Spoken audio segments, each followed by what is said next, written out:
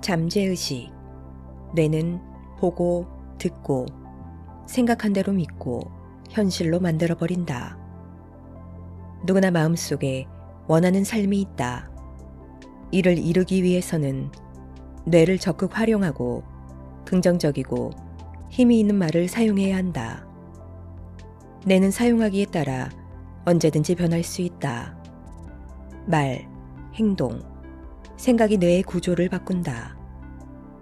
원하는 삶을 상상하고 긍정적 언어를 사용하고 행동할 때 원하는 삶에 조금씩 더 가까워진다. 정신과 의사이자 심리학자인 로버트 아사지올리는 인간은 자신이 원하는 어떤 것이든 창조할 힘이 있다고 했다. 상상력은 인간을 행동하게 만들며 결국 삶도 바꾼다. 그는 상상력을 통해 인간은 꿈을 찾고 잠재력을 발견할 수 있으며 자신이 원하는 현실도 창조할 수 있다고 했다. 오하이 대학교의 연구에 따르면 인간은 상상만으로 근육의 약화를 막을 수 있다는 것이 밝혀졌다. 4주 동안 손을 사용하지 못하도록 고정한 실험 참가자는 손목의 힘이 45% 감소했다.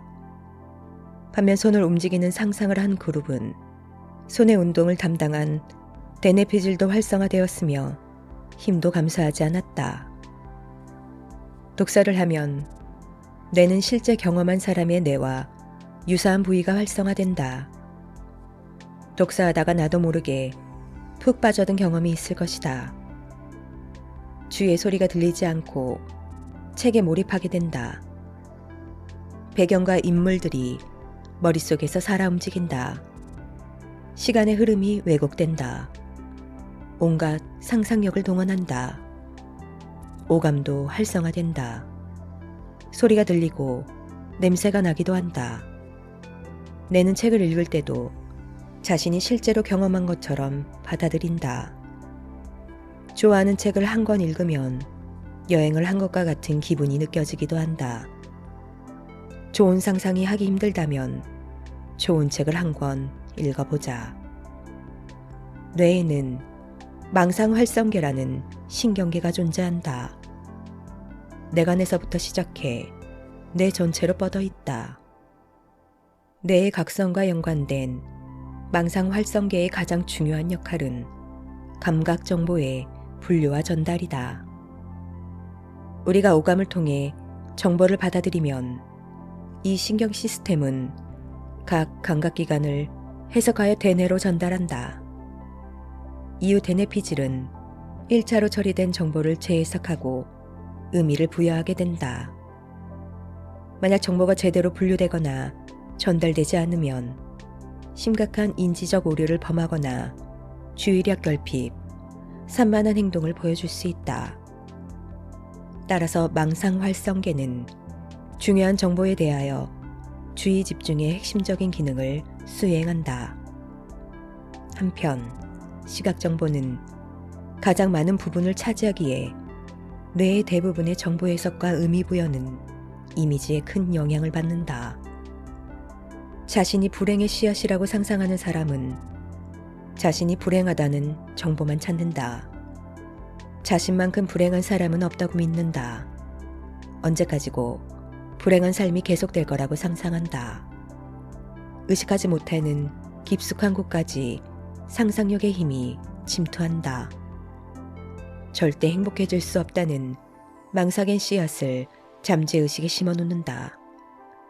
그러나 자신의 꿈과 미래를 이미지화하고 그것이 중요하다고 믿는 사람은 뇌도 그렇게 정보를 처리한다. 실제 경험으로 인식하고 행동도 달라진다. 그렇게 희망이라는 씨앗을 잠재의식에 심어놓는다.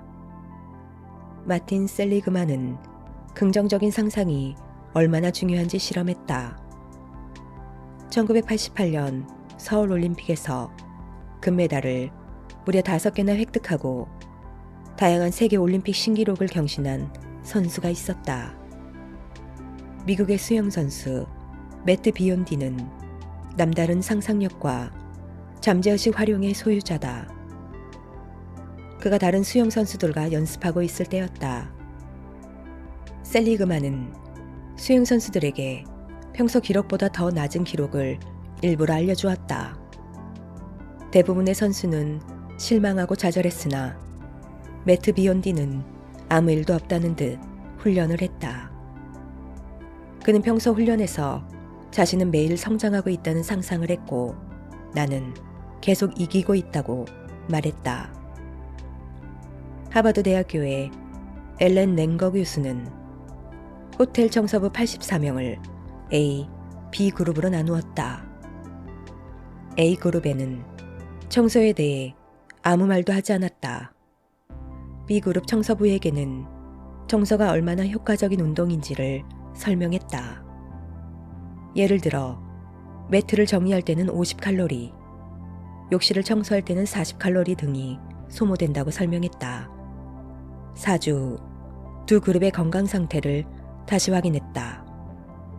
A그룹은 아무런 변화도 없었다. 그러나 B그룹은 혈압이 10% 이상 감소했고 체중도 1kg 이상 빠졌다. 더 나아가 70대 이상의 신체 건강이 좋지 않은 사람들을 초대해 실험을 진행했다. 1979년에 1959년대와 같은 생활 환경을 만들고 몇 주간 생활하는 실험이다. 랭거 박사는 두 가지의 특별한 요구를 했다. 20년 전이 마치 지금인 것처럼 상상하고 말하고 모든 일은 자신이 직접 해야 한다는 것이다. 참가자들은 처음에는 거부감을 느꼈지만 1959년이라고 상상하고 말했으며 행동했다. 몇 주 참가자들의 신체 나이를 측정해 본 결과 50대 수준의 신체 나이로 측정되었고 건강도 좋아졌다. 상상하고 말하고 보고 듣는 것 모든 것이 중요하다. 좋은 이미지를 상상하고 오감으로 느끼는 것을 심상하라고 한다. 스포츠 세계에서는 대회 당일 자신의 기량을 200% 발휘하기 위해 사용한다. 경기장, 관중, 소음, 방해 요소 등을 상상하고 대처하고 자신이 원하는 결과를 만들어내는 상상을 한다. 좋은 성적을 내는 야구선수와 양궁선수들의 공통점은 심상화 훈련을 한다는 것이다. 고난과 역경을 딛고 일어나 자수성가한 사학과들도 마찬가지다. 그들은 승리를 상상하지 절대 패배를 상상하고 말하지 않는다. 자신의 승리를 굳게 믿어야 한다. 잠재의식도 속을 정도로 믿고 상상하고 행동해야 한다. 동기부여 코치이자 행동신경과학 연구자인 존 아사라프는 우리가 원하는 것을 상상하면 이루어진다고 했다. 그는 어려서 말썽을 일으키는 문제아였으나 원하는 것을 상상하였다. 그리고 우연히 겹쳐 자신이 꿈꾸던 것과 같은 저택에서 살고 원하던 직업도 가지게 되었다. 후에 자신이 지금의 삶에 대한 상상을 절실히 했었다는 것을 발견하였고 모든 행동이 필연이었다는 것을 알게 된다. 마음속으로 이미 자신이 원하는 것을 이루어내고 있다고 상상했다. 잠재의식도 바뀌었다. 행동도 바뀌었고 주변 사람들도 바뀌게 되었다. 그는 뇌의 리프로그래밍이 중요하다고 말했다. 리프로그래밍이란 뇌의 망상 활성계를 다시 바꾸는 것을 뜻한다. 부정적인 사람들은 생각, 말, 행동, 상상력이 부정적이었다. 망상 활성계가 부정적인 것을 중요하게 처리했기 때문이고 또 자신이 부정적인 것만 찾으려고 했기 때문이다. 그는 뇌의 망상 활성계가 정확히 자신이 원하는 것을 찾도록 리프로그래밍을 하지 않으면 아무리 많은 자원을 가지고 있더라도 소용이 없다고 했다. 또 자신이 원하는 것으로 가기 위한 단서들도 찾을 수 없다고 했다. 우리는 말을 생각하지 않고 내뱉는 경향이 있다. 그러나 이제부턴 말을 사용할 때도 신중하게 선택해서 써야 한다. 모든 말에는 거기에 맞는 파동이 있다. 부정적인 말을 사용하면 부정적인 파동이 나온다. 긍정적인 말을 사용하면 긍정적인 파동이 나온다. 한 실험에서 외모에 자신이 없는 여학생에게 매일 긍정적인 말과 이쁘다고 말했다. 몇 달 후 자신이 못생겼다고 생각한 여학생은 점점 자신감을 되찾았으며 자신은 사랑받을 가치가 있다는 자기 존중도 생겼다. 실험 전과 후 외모도 극적으로 달라졌다. 양파를 키우는 실험도 마찬가지다. 긍정적인 말을 해준 양파는 건강하게 자랐고 부정적인 말을 한 양파에는 곰팡이가 꼈으며 상했다. 언어는 선택이다. 부정적인 말은 자신이 상황을 바꿀 수 없고 희생만 당하고 있다는 의미가 있다. 긍정적인 언어에는 자신이 상황을 바꿀 수 있으며 인생을 개척할 힘이 있다는 것이 담겨 있다. 모든 것이 선택이다. 희생자가 될지 해방자가 되어 인생을 개척할지는 본인의 선택이다. 우리는 모두 놀라운 잠재력을 갖고 있다. 부정적인 말에는 불안과 두려움, 자신은 상황을 바꿀 힘이 없다는 의미가 숨겨져 있다. 사소한 일에도 난리를 치고 호들갑을 떨면 잠재의식은 사소한 실수와 실패를 극단적으로 받아들인다. 이제 어떤 차이가 있는지 눈치챈 독자들도 있을 것이다. 부정적인 말에는 힘이 없다.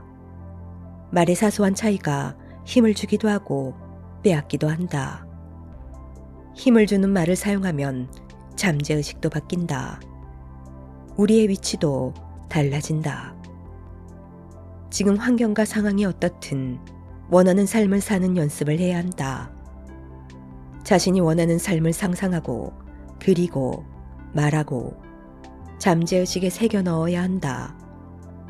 만약 어떤 삶을 살아야 할지, 어떻게 살아야 할지 모르면 다시 강조하지만 책을 읽어라. 불굴의 의지와 정신으로 고난을 극복하고 성공한 거인들의 발자취를 보라. 그들의 삶을 또 상상하라.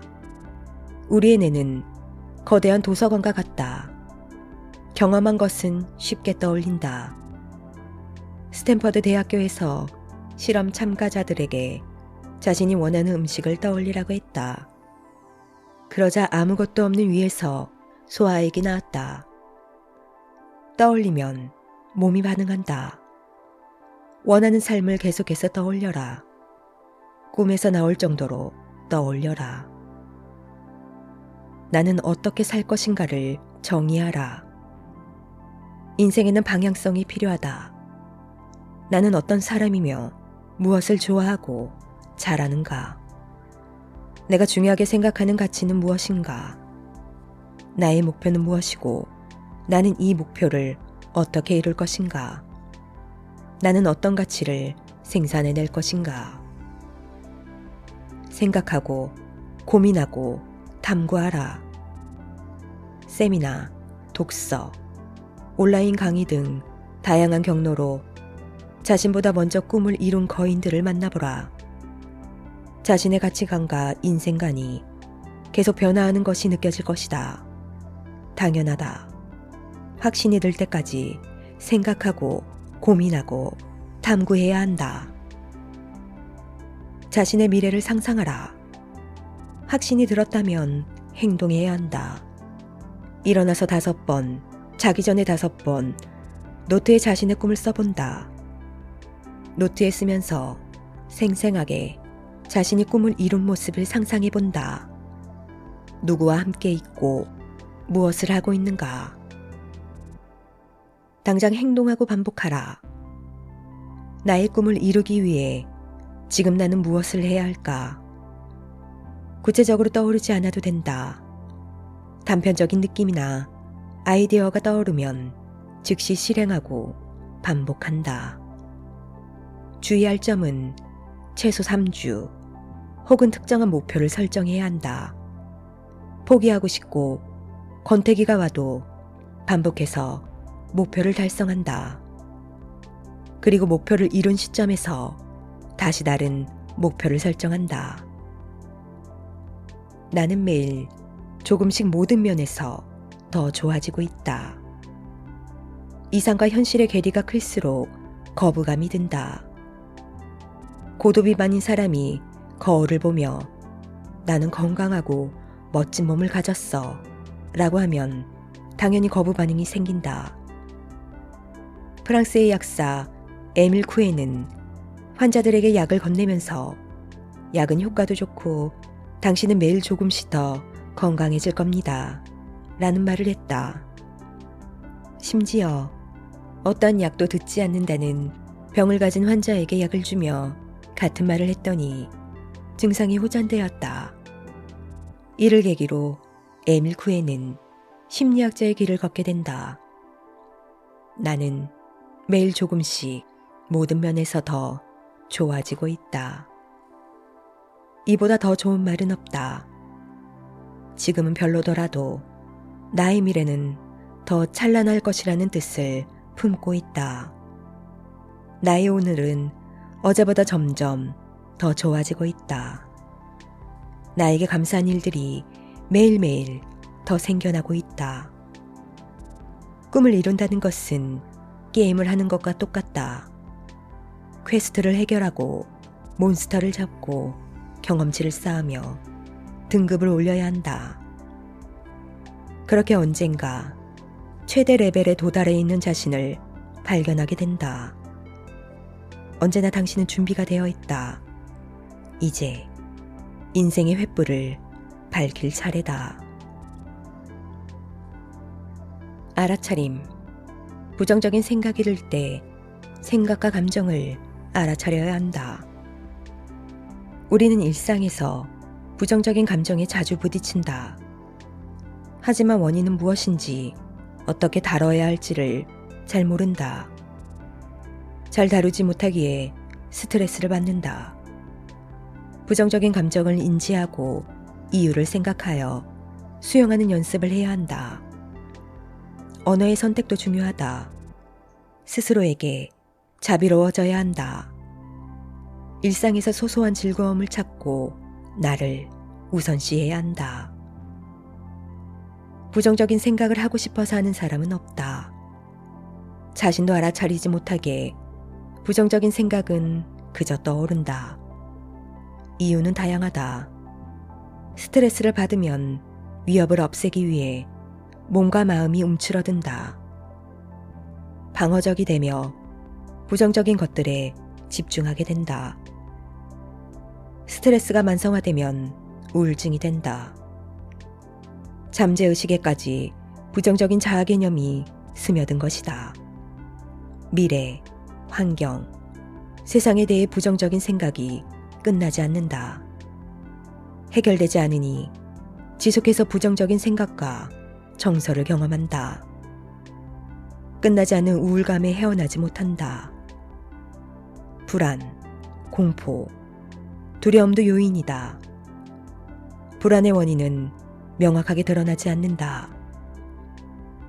뇌의 신경 전달 물질에 불균형에 의해 발생하기도 한다. 유전적인 요인도 존재한다. 지속된 스트레스 상황이 불안을 유발한다. 어린 시절에 겪은 부정적인 경험들이 해결되지 않아 내면의 수치심으로 자리 잡는다. 성인이 되어서도 유사한 상황 신호가 포착되면 불안해서 견딜 수 없게 된다. 회피하거나 불안을 감추기 위해 과잉 반응한다. 공포와 두려움은 실체가 있지만 극복할 방법과 자신감이 없으면 부정적인 감정과 생각을 만들어낸다. 언어학자이자 인지학자인 노암 촘스키는 언어의 중요성을 강조했다. 언어를 통해 세상을 설명하며 언어를 통해 생각하고 판단한다. 부정적인 생각도 쓰는 언어에서 온다는 것이다. 실제로 생각이라고 부르는 것들은 모두 언어로 구성되어 있다. 미국의 심리학자인 데니얼 카너먼은 휴리스틱과 편견에 인간이 얼마나 취약한지 보여줬다. 정보가 제시되는 맥락에 따라 긍정적, 부정적인 판단이 달라진다. 손실이라는 부정적인 결과를 피하려고 비합리적인 판단을 한다. 언어와 생각이 만들어낸 결과물들이다. 중국 선불교의 대스승이라 불리는 해능은 우연히 새 승려가 깃발이 왜 흔들리는지에 대한 논증하는 것을 들었다. 그들은 바람, 자신의 의지, 바람과 맞닿은 인연이라고 각자 주장했다. 그러자 해능은 이렇게 말했다. 흔들리는 것은 당신의 마음입니다. 생각은 마음을 움직인다. 스토아 파의 에피테토스는 우리를 혼란스럽게 만드는 것은 우리의 해석이라고 했다. 사건을 있는 대로 볼 것인가? 긍정적 혹은 부정적으로 볼 것인가? 우리는 생각하는 대로 행동하고 느낀다. 우리 대부분은 부정적인 생각과 감정이 들면 직접 마주하지 않는다. 회피하고 억압하고 무시한다. 비합리적인 생각과 감정을 이성적인 생각으로 다시 다스리려고 한다. 정작 중요한 원인을 해결하지 않고 넘어간다. 부정적인 생각과 감정을 외면하는 것은 자신을 수용하지 않는 것과 같다. 이런 생각과 감정을 느끼는 자신이 혹은 나의 경험이 너무 싫기에 인정하지 않는다. 우리의 고통과 괴로움은 여기서 시작된다. 심리학자인 크리스틴 네프 박사는 강력한 통제보다 스스로를 사랑하는 자기자비가 중요하다고 한다. 자기자비를 베푸는 사람들은 불안, 우울 증세도 극복했으며 체중도 감량했다. 자기자비를 실천하지 않는 사람들은 타인에게는 관대하지만 스스로에게는 엄격한 경우가 많다. 자기자비는 스스로 낮은 기준을 적용하고 놓아주라는 것이 아니다. 연인과 아이들에게 주는 사랑을 자신에게 주는 것이다. 즉, 우리의 성장과 행복에 도움이 되는 행동을 끌어내도록 스스로를 수용하고 품는 것이다.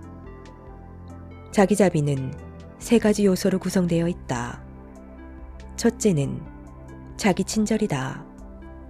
자기 친절이란 사랑하는 사람이 힘들 때 위로를 건네듯 스스로에게 친절을 베푸는 것이다.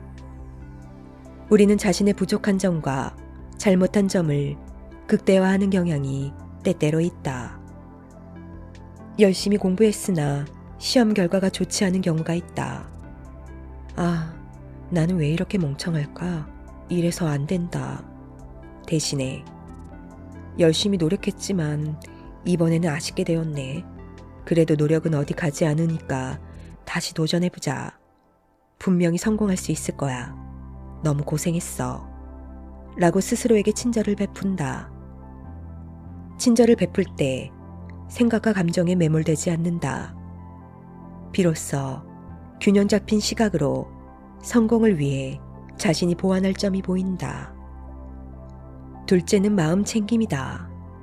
알아차림으로도 불린다. 이는 지금 내 생각과 감정을 3자의 입장에서 바라보는 것이다. 지금 나는 땡땡을 듣고 있구나. 땡땡을 보고 있고 땡땡을 생각하고 있구나. 이렇게 생각이 선명해지면 모형의 것이 실체를 가지게 된다. 이를 통해 우리는 자신이 어떤 상태에 있는지 객관적으로 볼 수 있게 된다. 주의 집중을 통해 다른 것으로 시선을 옮겨갈 수도 있다. 부정적인 모습 뒤에 숨은 긍정적인 자신과 경험을 발견할 수 있다. 궁극적으로 자신을 이해하는 폭이 넓어지게 된다. 셋째는 공통성이다. 우리는 모두 같은 인간이다라는 관점에서 출발한다. 항상 긍정적인 생각만 하고 좋은 경험만 하고 사는 사람들은 없다. 부정적인 생각이 들기도 하고 고난과 시련도 찾아오기 마련이다. 완벽하지 않고 실수도 한다. 결과, 실수, 고난에 자신을 비판하기만 하면 앞으로 찾아올 행복에 도움이 되지 않는다. 새로운 길을 가든 일상을 열심히 살아가든 지금 겪은 고통과 생각들은 타인들도 모두 겪었던 것임을 알아야 한다. 우리는 서로 떨어진 외딴 섬이지만 같은 인류라는 이름의 다리로 연결되어 있다. 알아차림은 연습이 필요하다. 처음에는 어려울 수 있으나 천천히 시간을 들여서 꾸준히 행한다면 자연스럽게 모든 일상생활에서 적용할 수 있다. 조용한 장소에서 자기 생각과 감정을 마주한다. 무기력, 좌절, 수치심, 분노, 짜증 등이 날 수 있다. 피하고 달아나고 싶어도 이를 마주하고 관찰한다. 그리고 어떤 느낌이 드는지 생각해 본다. 어떤 이야기를 하고 있는가? 무엇을 떠올리게 만드는가? 그 느낌과 자신의 의식에 초점을 맞춘다. 더 뚜렷하게 관찰한다. 그리고 천천히 호흡을 들이마시고 내쉰다. 느낌이 드는 감정을 없애거나 회피하지 않고 온전히 받아들인다. 호흡과 감정을 하나로 생각하며 받아들인다. 몸의 긴장이 천천히 풀린다고 스스로 말해라. 점점 마음이 진정되고 의식이 또렷해질 것이다. 그리고 이렇게 되는다. 나는 지금 이러이러한 감정을 느끼고 있다. 이 감정은 나의 것이다. 이를 받아들이고 인정한다. 감정과 생각을 천천히 관찰한다. 소리로 들리기도 하고 이미지로 보이기도 한다. 감정과 생각이 자신의 주위를 둥둥 떠다니고 흘러다닌다고 생각한다. 감정은 그저 거기에 존재한다. 나는 여기에 있고 감정도 여기에 있다. 나는 지금 혼돈을 탐구하고 있다. 알아차림은 우리의 의식을 명료하게 만들어준다. 부정적인 생각에 꼬리를 끊어낼 수 있다. 알아차림은 스트레스, 우울, 분노를 줄여주며 행복감과 내면의 안정을 준다는 것이 연구 결과 밝혀졌다. 무엇보다 이건 이렇게 해야 했었어. 이건 옳고 저건 아니야. 등과 같이 이분법적인 사고로 자신과 세상을 판단하지 않게 해준다. 그저 생각과 행동을 있는 그대로 수용하고 이 순간에 집중할 수 있게 만들어준다. 자기자비는 사회생활에서도 적용된다. 우리는 사람들과 상호작용하며 경험을 한다. 웃음, 행복, 슬픔, 고독, 만족감 등 다양한 감정과 생각을 느낀다. 타인과의 관계에서 자기자비를 실천하면 자신을 더 객관적으로 알아차리게 된다. 우리는 종종 생각과 감정에 사로잡혀 자신이 원하는 행동을 하지 못할 때가 많다. 때론 의도하지도 않은 행동과 말이 나온다. 자기자비를 실천하면 타인의 영향력과 자기 생각과 감정을 관찰할 수 있게 된다. 상황에 휩쓸리지 않고 스스로 통제권을 쥘 수 있다. 진짜 나의 목소리와 반응이 보인다. 자신의 감정과 생각을 있는 그대로 알아차리면 마음이 차분해지기 시작한다. 이후 부정적인 생각에 반대되는 생각과 경험을 끌어올린다. 그렇게 하면 부정적인 생각은 힘을 잃게 된다. 모든 감정을 수용하라. 부정적인 생각은 부정적인 감정을 동반한다. 그러나 감정은 사실 동전의 양면과 같다. 공포는 위협적인 맹수에 대비하도록 우리를 준비시킨다. 불편함은 우리에게 상황을 바꾸고 개선할 동기를 준다. 스트레스 지수는 지금 위험에 처해 있다는 몸의 신호로 빠른 행동을 하게 만들어준다. 분노는 타인과의 상호작용이나 경쟁에서 자신을 보호하고 지키기 위해 필요하다. 어떤 감정이든 모두 나를 지키고 보호하기 위한 것들이다. 나의 감정을 온전히 수용하기 위해서는 자기 감정의 원인을 찾는 연습이 필요하다. 잦은 실수를 해서 스스로 자책하고 화가 날 때 괜찮아. 누구나 실수를 할 수 있어. 지금 내가 화가 나는 것은 모두 나를 보호하기 위함이야. 그런데 나는 어떤 원인에서 화가 났을까? 상급자의 눈치를 보는 걸까? 내 능력이 부족하다고 생각해서일까? 그렇다면 나는 어떻게 화를 다스릴 수 있을까? 불안하고 스트레스를 받을 때 불안하고 스트레스를 받는 것은 당연해. 각박한 사회에서 이런 감정을 느끼지 않는 사람은 없어. 근데 나는 왜 불안하고 스트레스를 받을까? 어린 시절의 경험에서 나온 걸까? 아니면 내가 통제할 수 없는 일에서 불안함과 스트레스를 느끼는 걸까? 어떻게 하면 해결할 수 있을까? 자신을 먼저 대접하라. 갑자기 자신을 따뜻하게 대하라고 하면 어떻게 해야 하는지 감이 안 잡히는 경우가 있다. 단지 괜찮아라며 토닥이는 것이 별 효과가 없을 때도 있다. 곰곰이 생각해보면 우리는 우리 스스로를 먼저 대접해주지 않는 경우가 있다. 자기 자신부터 대접해주자. 좋아하는 음식을 먹고 경험한다. 고급 레스토랑도 괜찮다. 혼자 하는 여행도 좋다. 자신을 위해 좋은 옷을 사준다. 타인보다 자신을 먼저 챙기고 대접해줘야 한다. 스스로를 아낄 때 따뜻한 마음도 절로 생긴다. 일상에서 잠시 탈출하라. 연구에 따르면 명상과 작은 일탈은 스트레스 호르몬을 낮추고 세로토닌과 도파민과 같은 긍정 호르몬을 증가시킨다는 결과가 있다. 하루 10분 정도 시간을 내어 자신을 위한 작은 일탈을 해보자. 대중교통을 타고 퇴근할 때 중간에 내려서 마음을 비우고 여유 있게 집으로 가보자.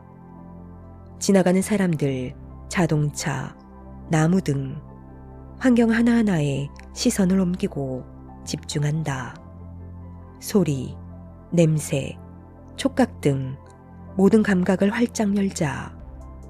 목적을 생각하지 말고 그저 이 순간에 초점을 맞추는 것이다.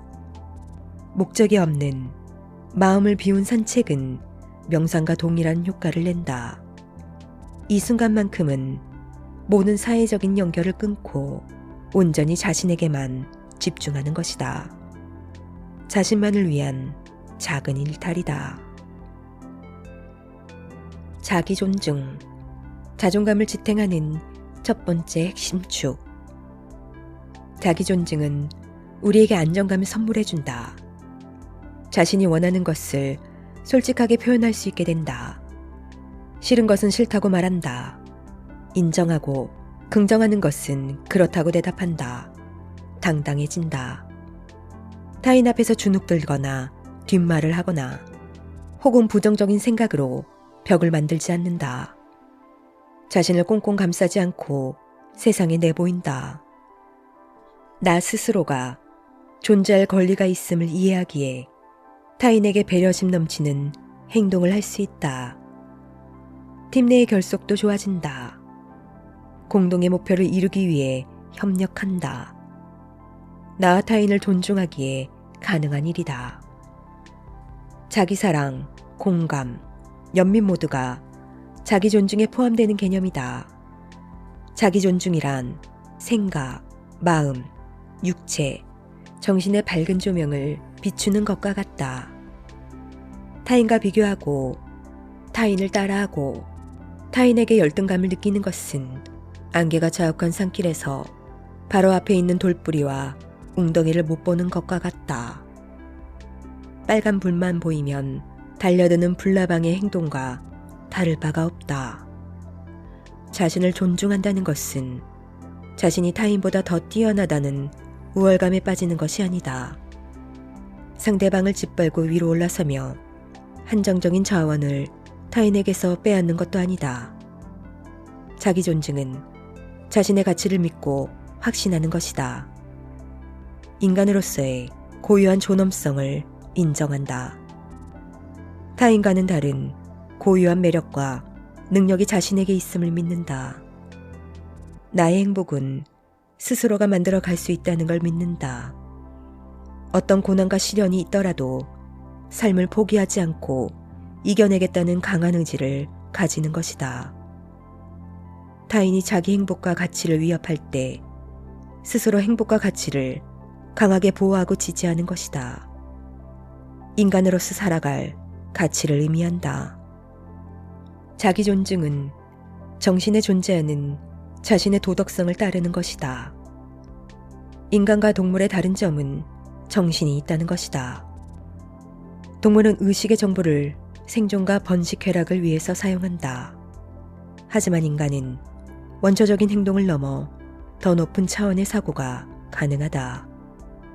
삶의 의미를 찾고 자아를 실현한다. 영적인 성숙이 가능하다. 인간 사이에서 이를 무시하고 살아갈 수 없다. 그러면 마음이 공허하고 시간은 무의미하게 흘러가게 된다. 행동과 선택을 할 때 정신이 만족하려면 내면의 도덕성을 따라야 한다. 꺼림직하지 않도록 확신에 찬 선택을 해야 한다. 자기 존중이란 과거, 현재, 미래를 인정하고 수용하는 것이다.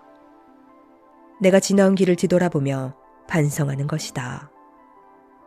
지금까지의 행동과 선택이 자신의 발전과 성숙에 방해되었음을 인정하는 것이다. 반성은 과거에 대한 자기 비난이 아니라 현재의 모습을 인정하고 더 나은 미래를 위해 발전적인 선택을 하는 것을 의미한다. 그렇게 했을 때 자신에 대한 믿음과 가치가 점점 확고해진다.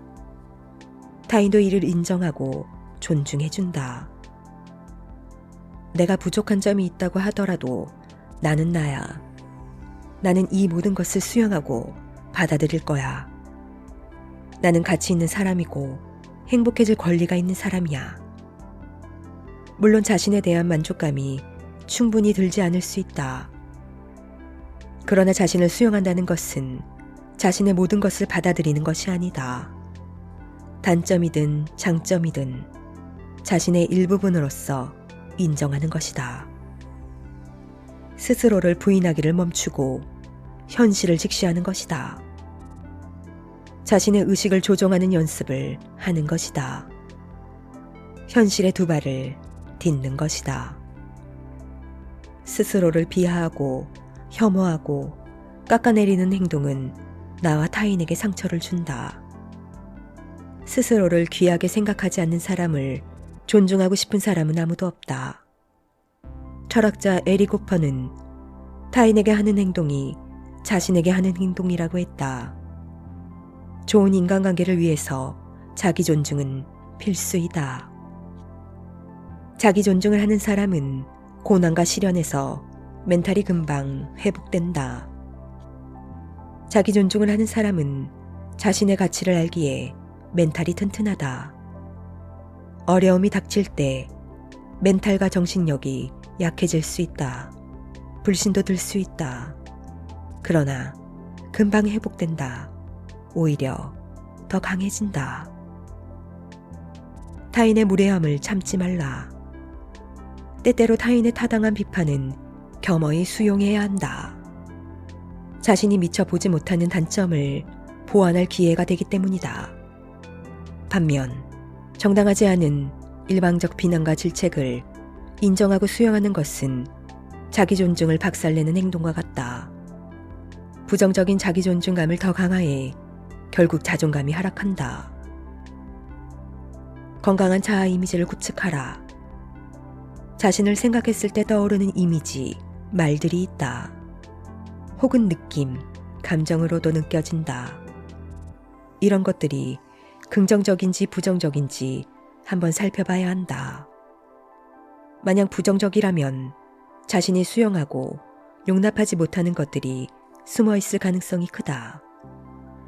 죄책감, 후회, 한탄, 어떤 경험과 사건 혹은 나의 어느 부분이 불만족스러운가? 거부하지 말고 인정하고 발전해라. 스스로를 적으로 생각해 공격하지 말아야 한다. 스스로를 울타리에 가두지 마라. 간혹 자기 존중이 힘든 경우가 있다. 이게 진짜 자기 모습이 아니라고 생각한다. 자신을 마주보고 인정하는 게 두려운 것이다.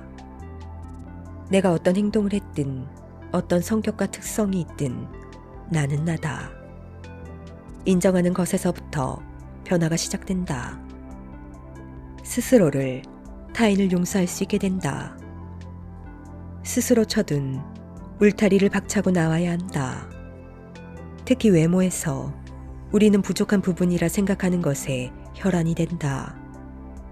타인에게는 좋은 점을 찾으면서 우리 스스로에게는 너무 가혹하다. 더 이상 자신을 울타리에 우겨놓고 채찍질하지 마라. 자기 자신을 수용하라. 거울 속 나의 모습 바라보기 훈련을 하자. 자신이 생각하는 이상적인 관점과 모습을 내려놓고 자신을 긍정적이고 좋은 관점으로 바라보는 훈련이다. 우선 거울 앞에서 맨몸으로 자신을 관찰한다. 눈, 코, 입, 얼굴, 상체, 팔, 하체를 천천히 살펴본다. 어느 부위가 도드라져 보이는가? 자신의 부위를 관찰할 때마다 어떤 생각과 감정이 느껴지는가? 몇 분간 생각을 잠시 내려놓고 자신을 들여다본다. 부족한 것이 무엇이든 좋은 점이 무엇이든 거울을 보며 다음과 같이 여러 번 말하고 속으로 되낸다. 나는 자기 수용을 통해서 내 모습 있는 그대로 받아들이기 시작했다. 다이어트가 끝났음에도 내 몸에서는 자신이 없는 부위들이 많았다. 얼굴은 가무잡잡하고 수염이 진했고 안경을 써서 보기 싫었었다. 몸 전체는 가죽이 늘어지고 살이 터져서 흉측했고 다리는 너무 굵어서 싫었다. 그래서 펑퍼짐한 옷이나 재킷으로 늘 몸을 가렸다. 바지는 딱 붙지 않는 넓은 바지를 선호했다. 타인이 나의 이런 모습을 볼까봐 항상 고개를 푹 숙이고 다녔다. 저 사람은 분명 나를 좋지 않게 보고 있을 거라며 지레짐작했다. 그렇게 나 스스로 나를 비난했고 부정적인 자아 이미지가 강해졌다. 자그마한 실수에도 수치심을 느꼈고 위축되었으며 소심해졌다. 타인이 어떤 비난을 하든 그게 맞는다며 나를 속였다. 우연히 눈이 마주쳐도 상대방에 대한 부정적인 감정이 떠올랐다. 스트레스를 받았고 속으로 아무 이유 없이 상대방을 비난하기도 했다. 프로이트의 말처럼 자신에 대한 부정적인 이미지가 상대방에게서 투사되었다.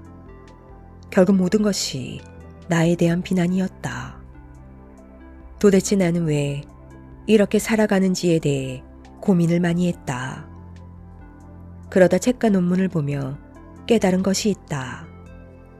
결국 내가 나를 스스로 울타리 안에 가둬두었던 것이구나. 내가 스스로를 받아들이지 않았기 때문에 타인도 나를 거부한다고 생각했구나. 고도비만이었던 시절에서 벗어났음에도 나는 그 시절을 살고 있구나. 이런 생각과 함께 이런 상황과 내 모습을 만든 것도 결국 나라는 것을 깨달았다.